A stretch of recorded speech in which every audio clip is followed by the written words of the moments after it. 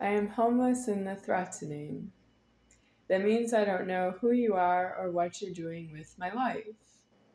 It's true that I know that I'm elsewheres in God, and it's true that I know that I don't need you in the money anymore, but I still need food out of the food supply, and I can't go get it myself because it is occupied. The stores are occupied by strangers that belong in jails and prisons for occupying the stores and accusing other people of shoplifting. What makes you think you can see a shoplifter and you call them a shoplifter to themselves and you're not one to yourself? You are in it with them. You are a shoplifter. If you accuse somebody of being a shoplifter, you go to jail and prison with them so that you don't commit this shoplifting like they do in front of you.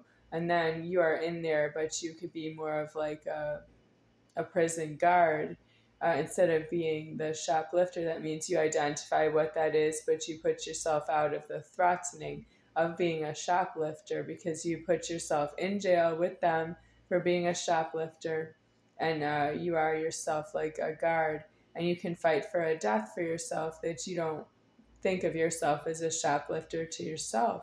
But that's you fighting all the way through that you can see a shoplifter and that you're not in the consumption of being a shoplifter because you are leaving it.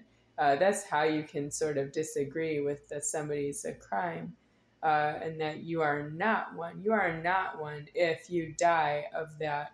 You are leaving the consumption of being what it is you think you're not. You have to get a death on that from God. So that also goes for if you have keys, like car keys, house keys, bicycle lock keys, yeah, any kind of keys.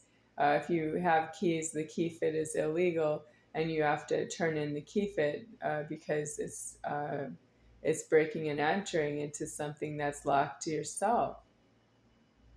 I know I've used a lot of keys. You can't key in God. I'm keying myself out. I'm going into a jail in the afterlife, a prison in the afterlife, to decease myself out of the jail and prison with myself in the afterlife. And that's where I'm going to surrender my key fit that I don't want it. But I couldn't do that in alive because I was in alive. I was alive this way.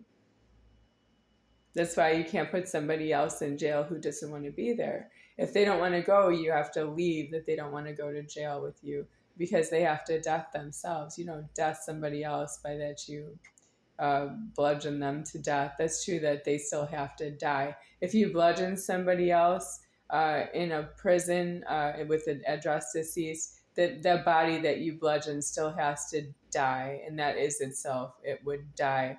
And that's you consuming the prejudice that it does that, and then you need yourself a death to yourself that way. You can't go on living after that like you need to do that to somebody else. You have to tell your God that you don't really live off of such a trauma to yourself, and it's a terrorism to the world. Prisons as well. It's a terrorism to the prisons. The world, the world, like the prison in the world, but it's not in the world, in the formed world. I'm talking about it as God. A prison could be in a formed world, but it's not really public anymore. That's prison.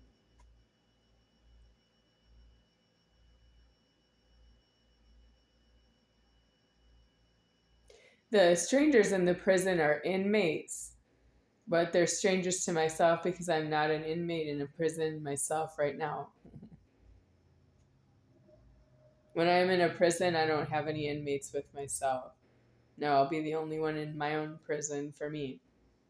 So who wanted to put me in a prison with inmates? If I end up in a prison with no inmates, from your point of view, that's you having arrived at my prison with myself in there and finding that there are no other inmates. It's true that you might not know that.